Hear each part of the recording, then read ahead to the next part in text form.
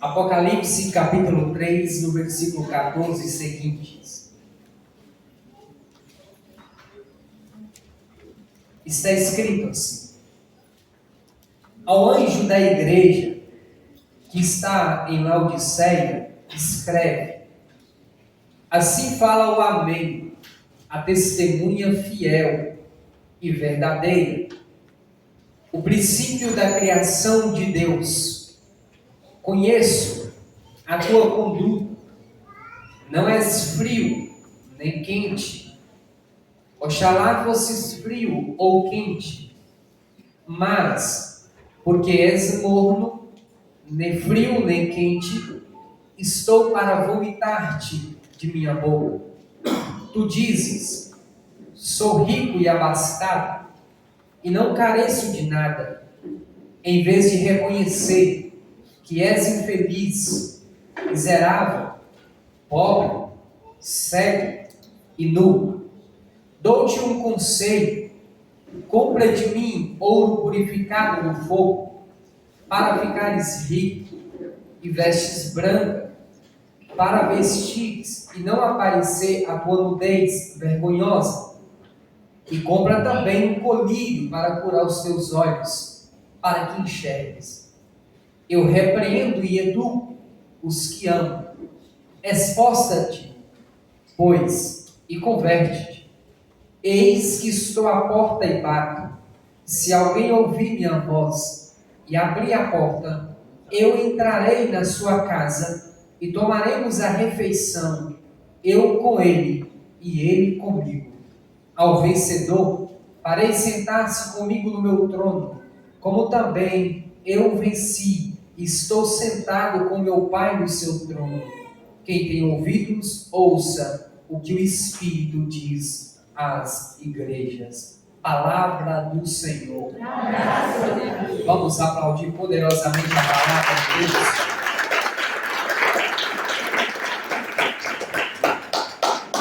Fernando Violão, trabalha um pouquinho, desde lá.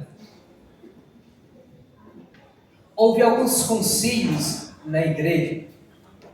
E o primeiro concílio foi narrado no livro do Atos dos Apóstolos. O último concílio realizado na igreja é chamado de Concílio Vaticano II. Teve o Concílio Vaticano I e o Concílio Vaticano II.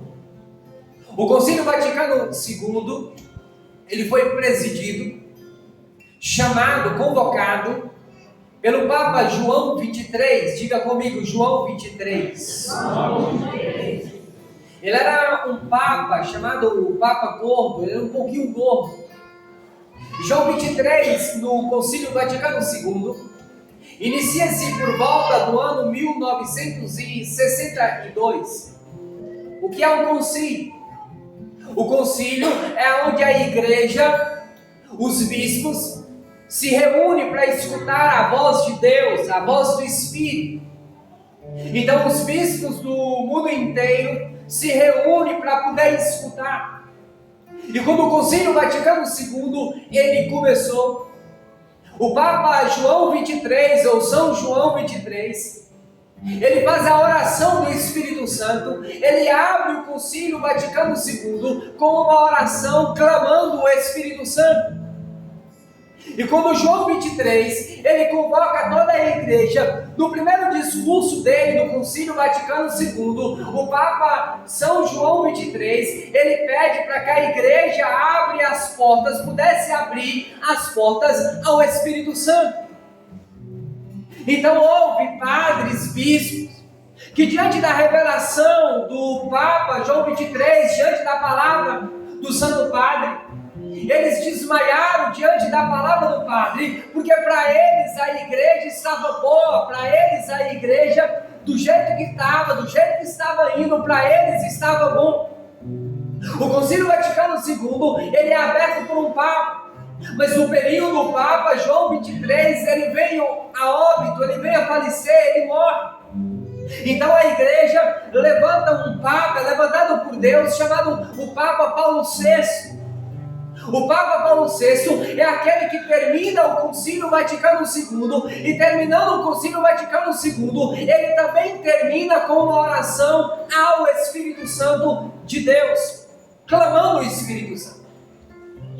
Antes do Concílio Vaticano II, os padres celebravam a missa de costa para o povo. Os leigos não anunciavam a palavra, os leigos não pregavam a palavra. Antes do Concílio Vaticano II, não tinha, por exemplo, alguns tipos de instrumentos que nós temos hoje dentro da igreja.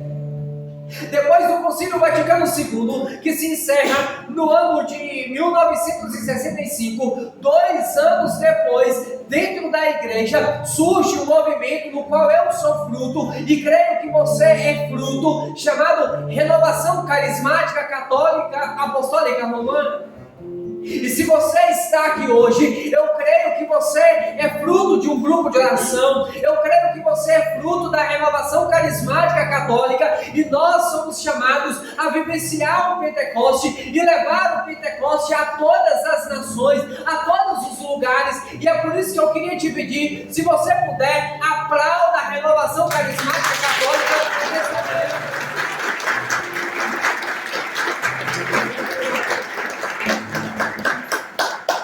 O Papa que termina o Concílio Vaticano II, o Papa Paulo VI, ele dizia que nós precisamos ter a profecia no olhar, precisamos ter fogo nos nossos lábios para poder anunciar a palavra, e aonde nós passar, aonde você passar, você precisa falar, você precisa levar o povo a uma experiência com o Espírito Santo. Então, no ano de 1967, surge um movimento na igreja chamado Renovação Carismática Católica. O catecismo da igreja vai dizer que nós, leigos, somos chamados a evangelizar, a levar a palavra em todos os lugares, a todas as nações, no qual nós temos o chamado a ser missionário. No batismo, nós recebemos a unção, e a unção que nós recebemos no batismo, somos levados a ser a todo instante, a toda hora, a todo dia, a todo ano, no período dos meses, a ser missionário e a levar o povo a uma experiência no batismo, na efusão do Espírito Santo. Então diga para o seu irmão, você precisa ser. Diga para o seu irmão, cheio do Espírito Santo. Sacode o seu irmão e diga, você precisa ser cheio do Espírito Santo.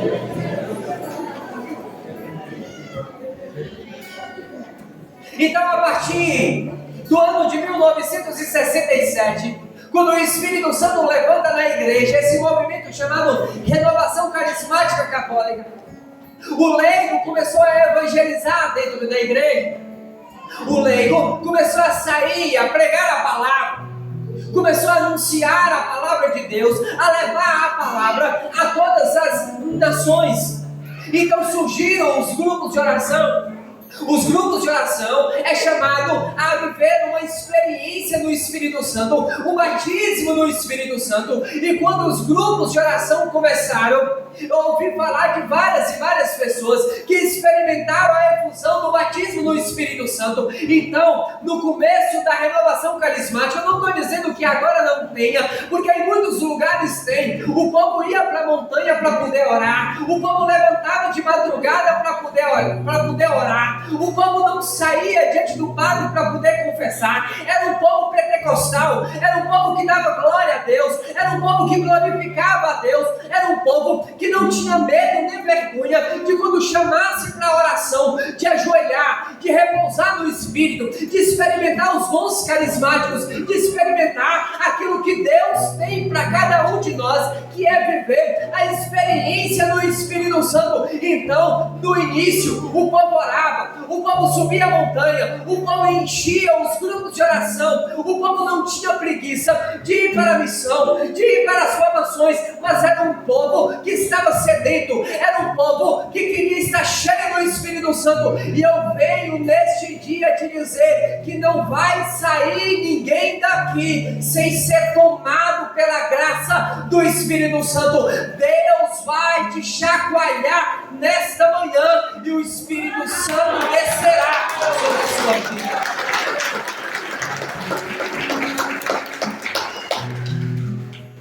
Só que com o passar do tempo, nós corremos o risco de cair no comodismo espiritual. Diga comigo, comodismo espiritual. Nós corremos um grande risco de achar que na nossa vida tudo vai bem. E eu tenho medo do mesmo cantinho dentro da casa.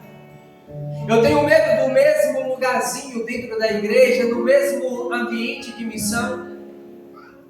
Porque quando nós paramos no mesmo, nós não queremos sair.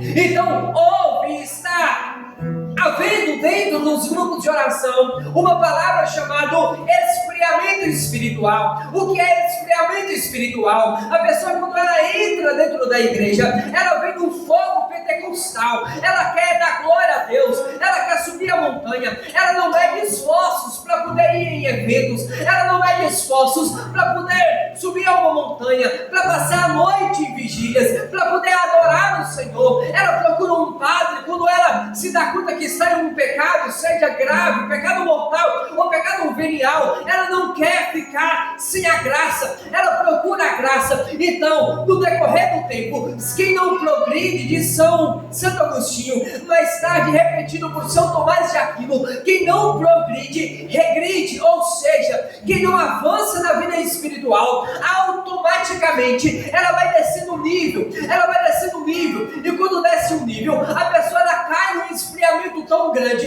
Então é por isso que o apóstolo Paulo, ele vai dizer: desperta tu que dormes e levanta-te dentre os mortos. Paulo está falando à comunidade de Éfeso sobre um esfriamento espiritual, no qual talvez eu e você esteja passando por esse esfriamento espiritual. E o que é o esfriamento espiritual? As pessoas já não querem rezar mais. Antes, um rosário, 2 rosários, não era motivo de tristeza, não era motivo de obstáculo, não. As pessoas andavam no meio da rua com uma blusa de um santo, com um rosário na mão, adoravam o Santíssimo. Se tinha alguém em uma casa necessitando de um milagre, as pessoas faziam corrente de oração, pegavam o nome, levavam para diante da capela, faziam gestos proféticos, mas não parava, orava, tinha vida íntima com Deus. Mas com o passar do tempo, as pessoas perderam o impulso missionário, e hoje, para sair de casa, para poder ir a um grupo de oração, fica um pouco pesado. Então você vai dizendo assim: não, eu não vou no grupo de oração hoje,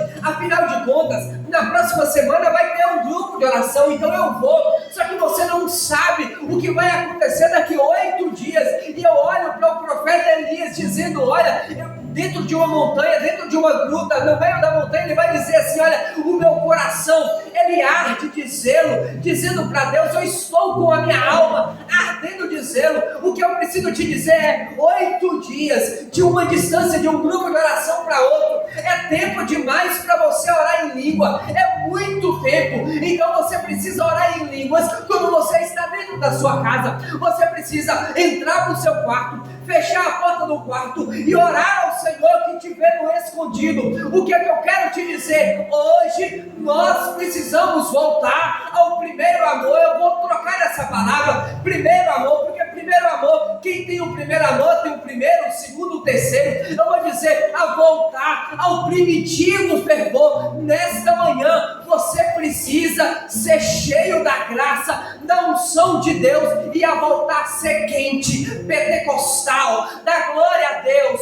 E quando nós trazemos Jesus para cá para adorar, não precisar do pregador, nem do ministério de música pedir para você adorar o Senhor, mas você levantar a sua voz e glorificar a Deus, porque somente os vivos é capaz de dar glória a Deus.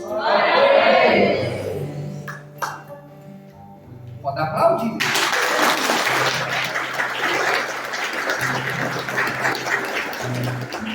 Diga para o seu irmão: nós temos um chamado.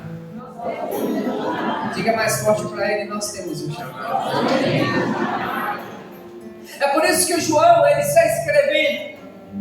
E nessa visão, João, ele vê a comunidade de Laodiceia passando por um esfriamento espiritual. A igreja, ela estava sendo perseguida pelo imperador Nero, muito mais pelo imperador Dominiciano, se eu não me engano. A igreja estava sendo perseguida. E diferente das outras igrejas, a Laodiceia era uma igreja rica, era uma cidade próxima. Era uma cidade que tinha dinheiro. Então, quando o imperador, ele manda destruir aquela cidade. A cidade é colocada no fogo, é destruída a cidade. A cidade de Laodiceia era uma cidade tão rica, era uma cidade tão próspera, que quando o imperador ele oferece ajuda para poder reconstruir aquela cidade, eles não querem a ajuda do imperador. Eles tinham tanto dinheiro que eles mesmos partem para poder reconstruir a cidade. Mas o que a visão de João tem, e que Jesus vai falando, o homem das vestes brancas, vai falando para João, Oxalá, nem fosse quente nem frio, mas porque és morno, eu estou para vomitar-te. A cidade tinha riqueza.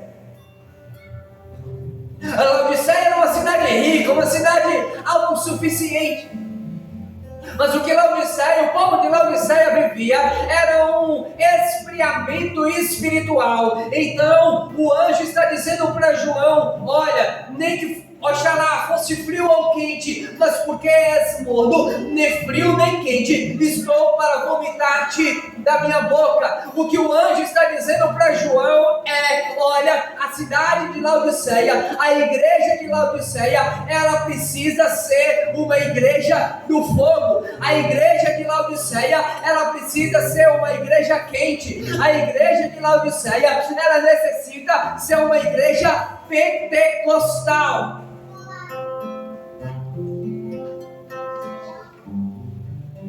Então João escreve essa mensagem para a igreja de Laodiceia. E João, ele vai dizer assim: sou rico e abastado, não careço de nada. Isso dizendo da igreja. Em vez de vocês reconhecer que és infeliz, miserável, pobre, cego e nu, então eu te dou um conselho. Compra de mim ouro purificado no fogo, para ficares ricos, e vestes brancas, para vestires, não aparecer a tua nudez vergonhosa, e compra também um colinho para curar os teus olhos, para enxergar. Ou seja, a visão de João a cidade de Laodiceia estava necessitando, a igreja de Laodiceia estava precisando de conversão. Diga para o seu irmão: você está precisando de conversão. Diga mais forte: você está precisando de conversão.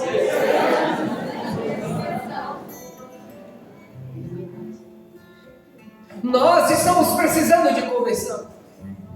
Todos nós temos um chamado à conversão.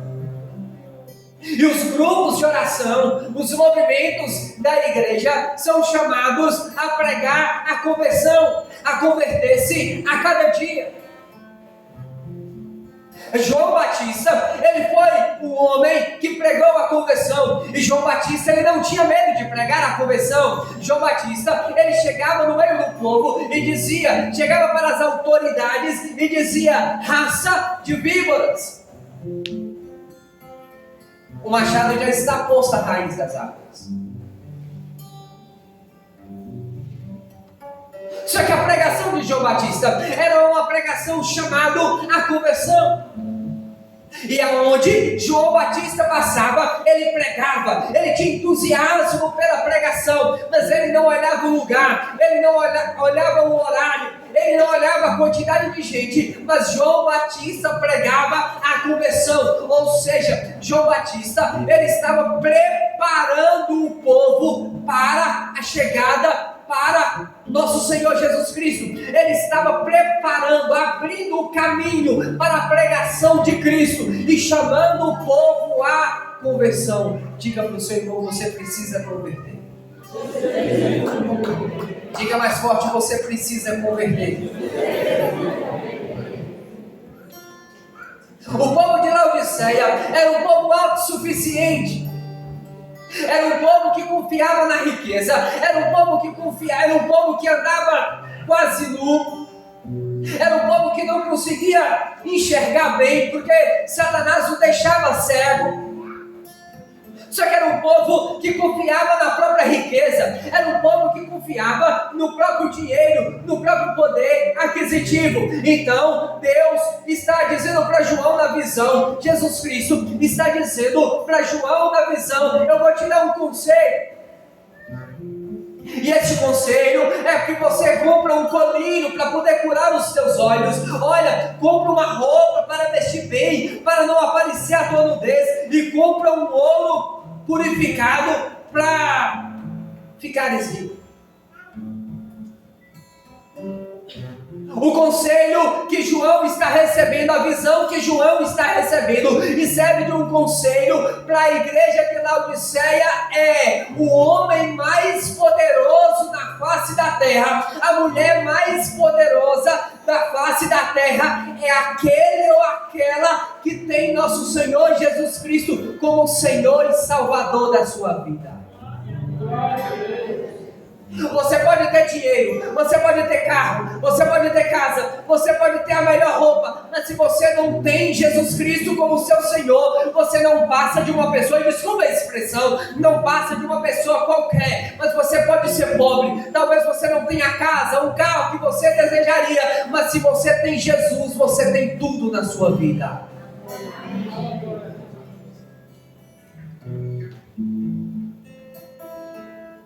João Batista, ele prega a conversão. E há dois tipos de conversão. Diga comigo: há dois tipos de conversão. A primeira conversão, que é aquilo que o povo fala, é porque você vem à igreja, e quando você vem à igreja, é chacoalhado, é batizado no Espírito Santo.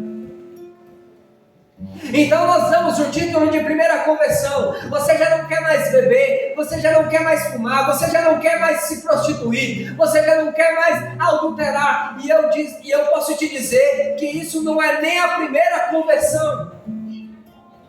Ela não passa de uma obrigação, enquanto filho de Deus, enquanto cristão, de eu e você ter.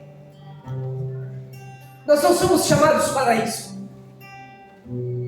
Mas há uma conversão que nós precisamos nessa manhã, e é urgente. É uma conversão chamada conversão de caráter. Diga comigo: conversão de caráter.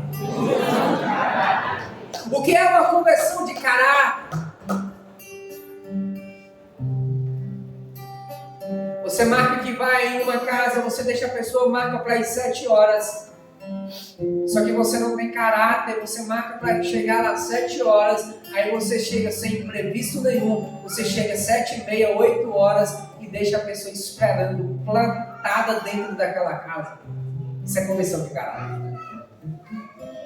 O que é conversão de caráter? A conversão de caráter você pega um livro emprestado meu, um livro limpo, aí quando você vai devolver, você devolve ele todo sujo, com algumas orelhinhas.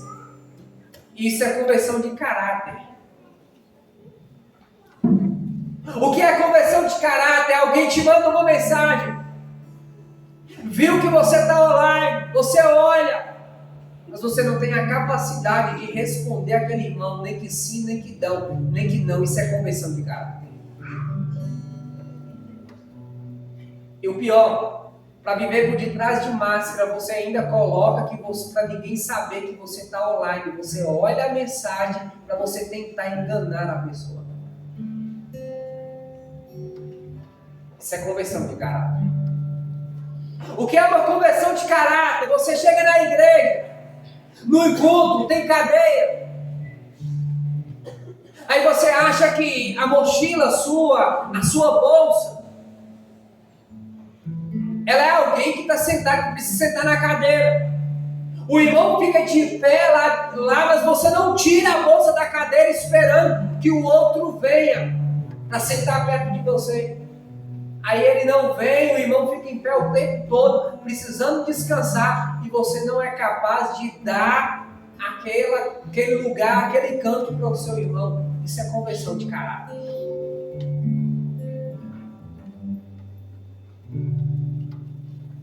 Você marca um horário na reunião de núcleo no grupo. Aí você é aquele que mais cobra do irmão, cobra, vamos chegar no horário, você é o último a poder chegar. E quando chega dando moral em todo mundo. Isso é conversão de caráter. Então, a igreja de Laodiceia, ela estava precisando de conversão. A conversão de caráter. E a conversão de abandonar os vícios. Diga para o seu irmão, você precisa se converter. Sacode o seu irmão, você precisa se converter.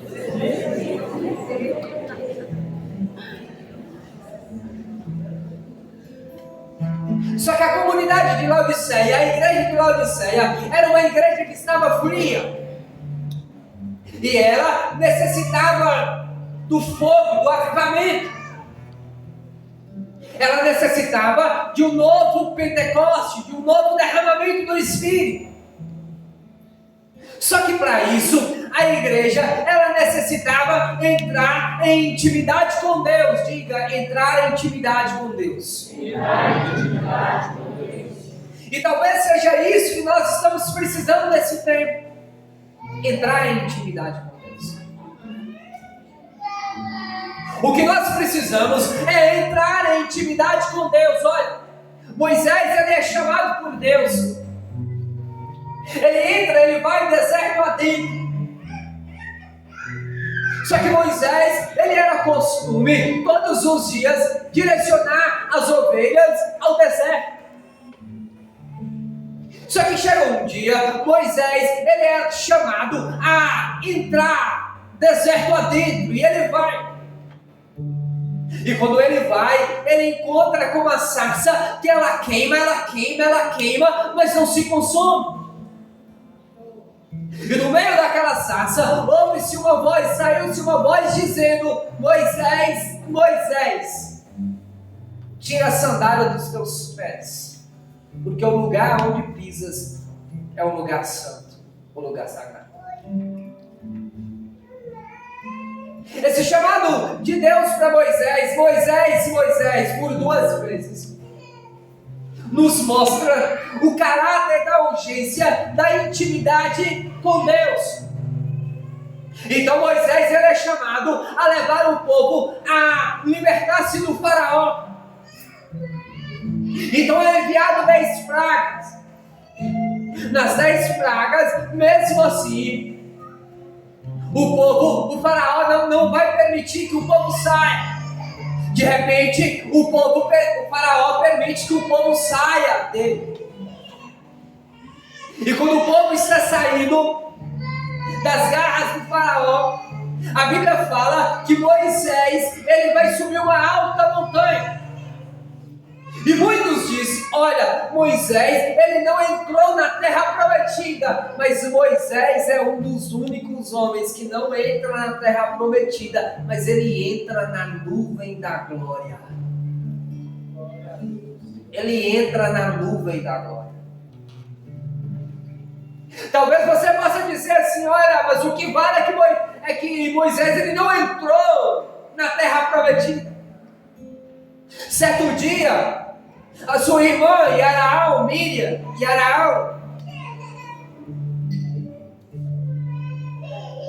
estão com inveja de Moisés.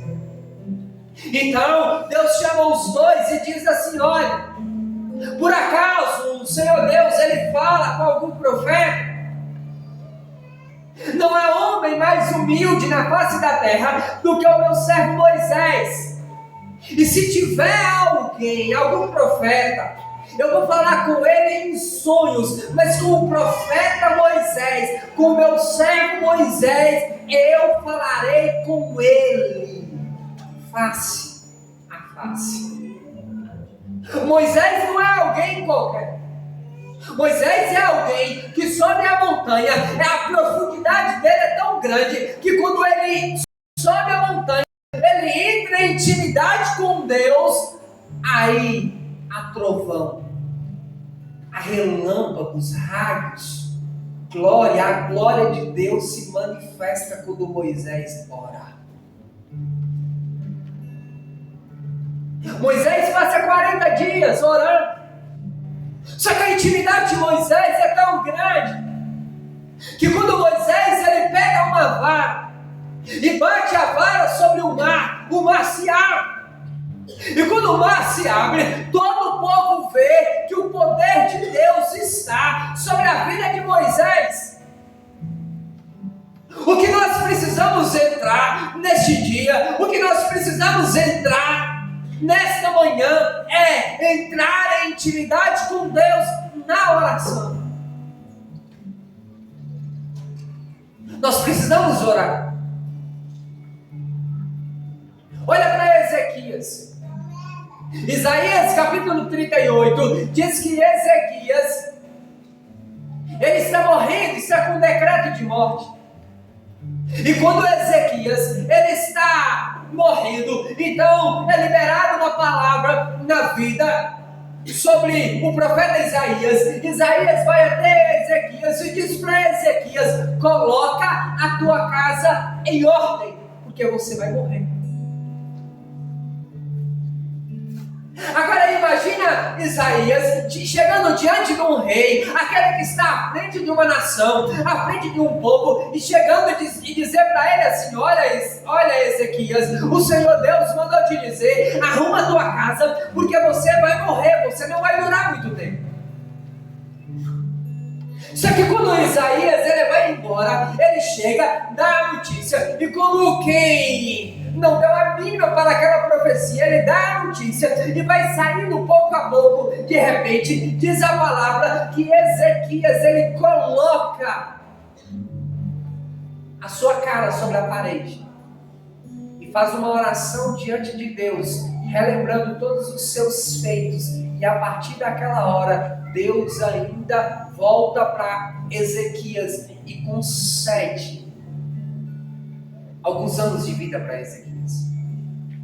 Só que quando Isaías está saindo daquele lugar, Isaías é tão cheio de Deus, mas tão cheio da intimidade com Deus, que quando ele vai embora, saindo da casa, saindo do palácio de Ezequias, então Deus fala para Isaías: volta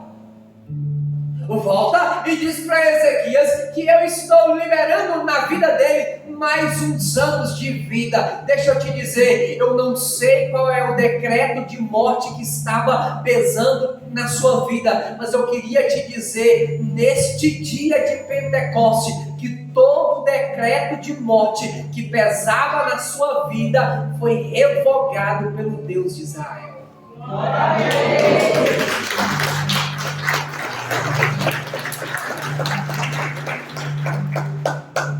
Orar às vezes não é fácil, mas é gratificante. Se no nosso tempo tivesse homens e mulheres que orassem. Um dia nós estávamos na montanha orando, e eu gosto de orar na montanha. E às vezes vai alguns jovens para a gente subir a montanha. Eu entendo que a montanha ele é o final da terra e o começo do céu. Quem fica na planície não tem os olhos, a visão ampliada. Na montanha não, na montanha você enxerga. Aí nós estávamos na montanha orando. Aí de repente era por volta de 10, 11 horas da noite, nós estávamos finalizando a oração. A gente se depara com uma lanterna. Cada vez mais ela se aproximava de nós do monte. Aí de repente nós ficamos todos espantados, querendo saber quem é que estava subindo no monte. naquela hora. Aí de repente chegou um irmão colocando a língua para o lado de fora, de tão cansado, dizendo assim: eu vim ver o que estava acontecendo aqui no monte. E nós falamos: nada além da oração. E ele disse: não aconteceu. Eu estava deitado em casa, estava dormindo, aí eu levantei. Quando eu saí lá fora, eu olhei para o monte e eu vi quando vocês oravam, caía fogo sobre vocês, e eu vim ver o que estava acontecendo na montanha.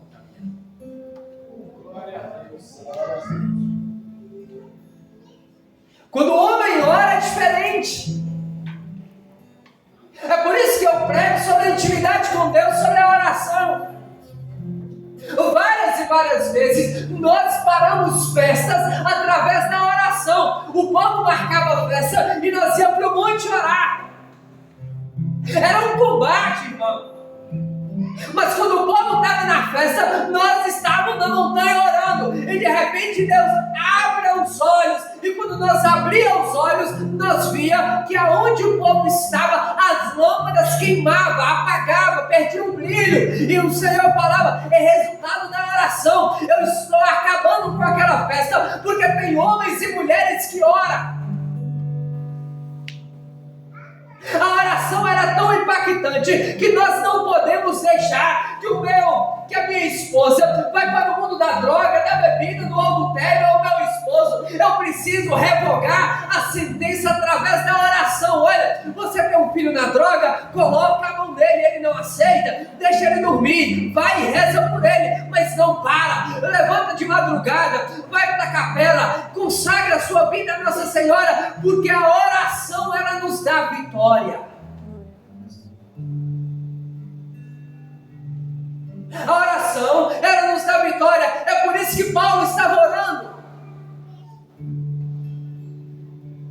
Nós não sabemos o quanto a oração ela é importante na face da terra. Você não tem noção do que a sua oração faz no inferno. Quando você começa a orar, os demônios começam a partir em retirada, porque o demônio não suporta um homem e uma mulher que ora. O demônio não suporta um homem e uma mulher que ora. É profundo. Mas a humanidade ela precisa voltar a orar. Os nossos grupos de oração precisam voltar a orar. A igreja precisa voltar a orar. Nós precisamos levantar um clamor e clamar todos os dias. Se for possível, suba a montanha, não tem problema. Desça no vale. Vai para o seu quarto, fecha a porta, pede o padre a chave, vem aqui para a igreja, passa horas diante do Santíssimo, mas não perca a graça de Deus. Ore, porque quanto mais você ora, mais graça Deus vai derramar na sua vida. E eu queria profetizar na sua vida que a porta que Deus abriu, homem nenhum pode fechar na sua vida.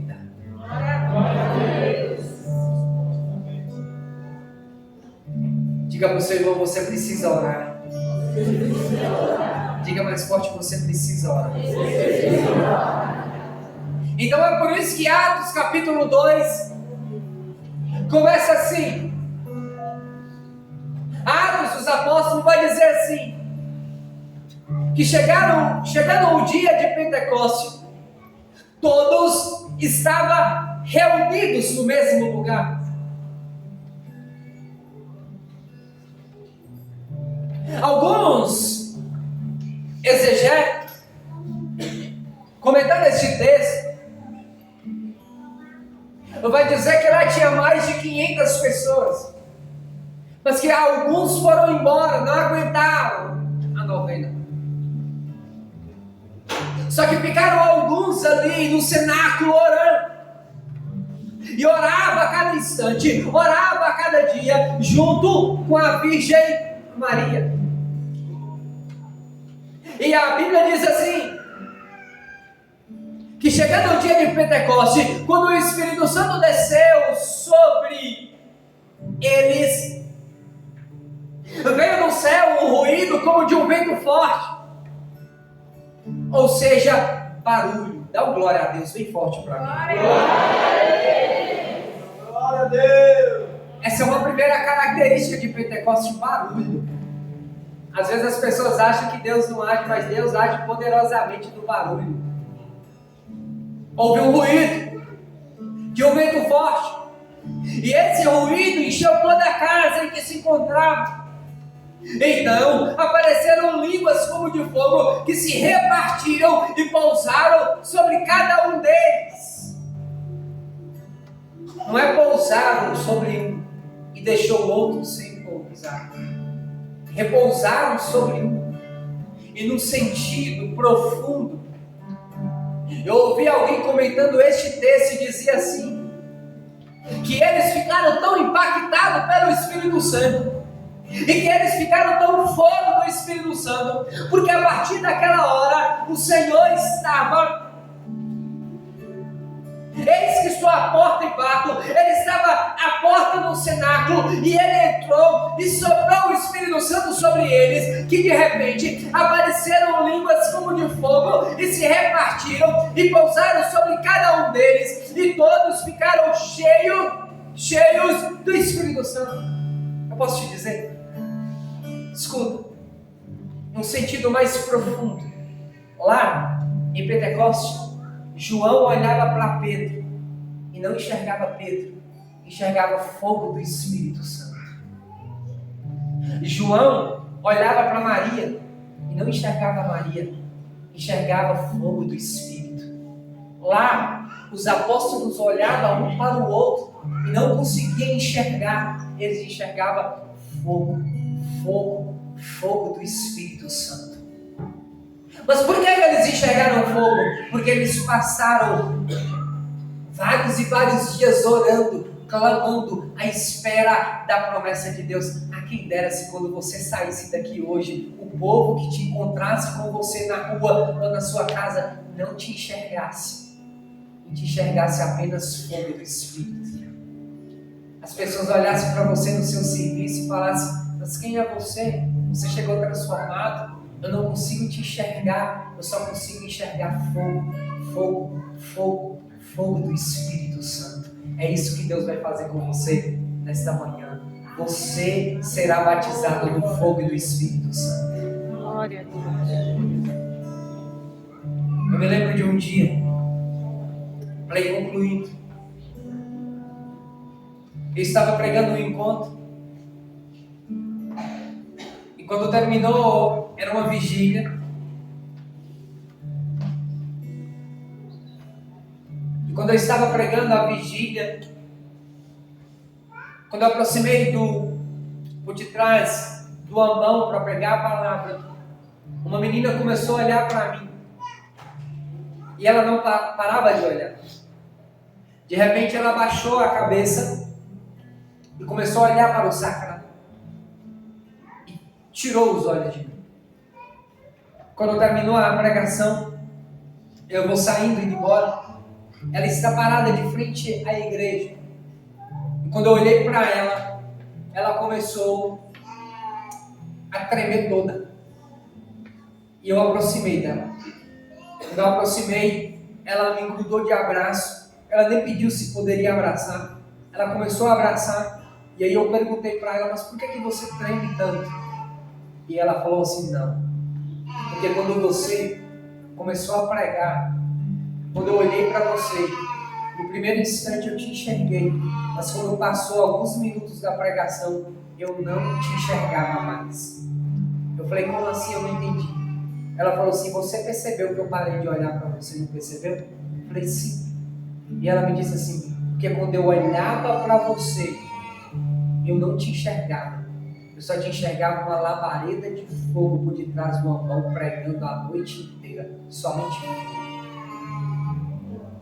Ela começou a tremer e a chorar. Aí eu lembrei de quando ela falou isso comigo.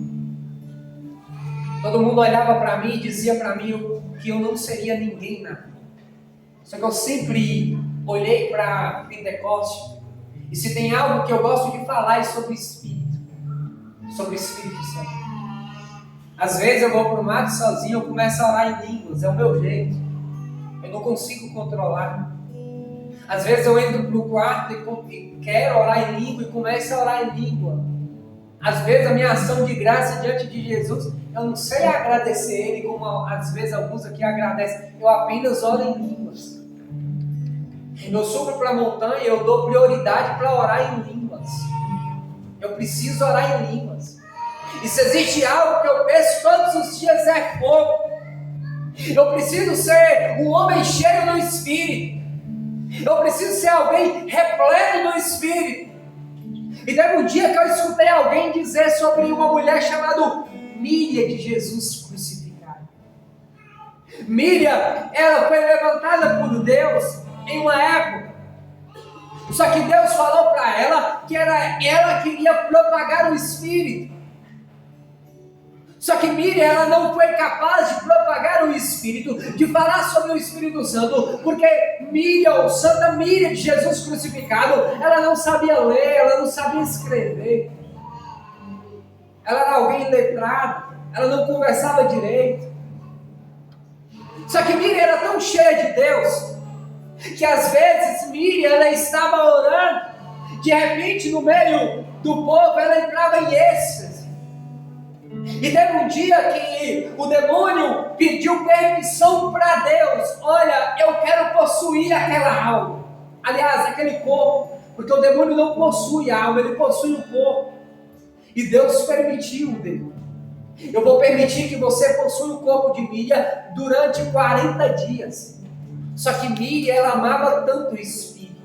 Ela falava tanto sobre o Espírito Santo, tanto sobre o Espírito Santo, que quando o demônio possuiu o corpo dela, no passar de 3 dias, o demônio foi até Jesus e pediu: olha, retira eu do corpo daquela mulher. E o próprio Cristo disse para ele assim: mas você vai ficar durante 40 dias. E o demônio falou assim: não, eu não aguento ficar lá 40 dias. Já é o 3º dia. E o Cristo perguntou para ele assim: mas por que você não aguenta 40 dias? E o demônio falou assim: eu não suporto a santidade de Miriam de Jesus crucificado. Me arranca daquele corpo. A mulher só falava do Espírito. E eu ouvi falar dela. E eu tentei procurá-la. E eu fui no Carmelo, em Franca. E quando eu cheguei lá, eu perguntei para a irmã assim: irmã, eu preciso de um livro para me ter espiritualidade. Ela falou assim: não, o único livro que você precisa ler é o livro do Espírito Santo. Se você clamar o Espírito Santo todos os dias, esse é o único livro. Você vai a lugares aonde você não imaginava. E eu perguntei para ela: mas irmã, quanto tempo vocês oram aqui no Carmelo? E ela falou para mim assim: nós oramos pouco. Nós oramos 8 horas por dia e ainda é pouco.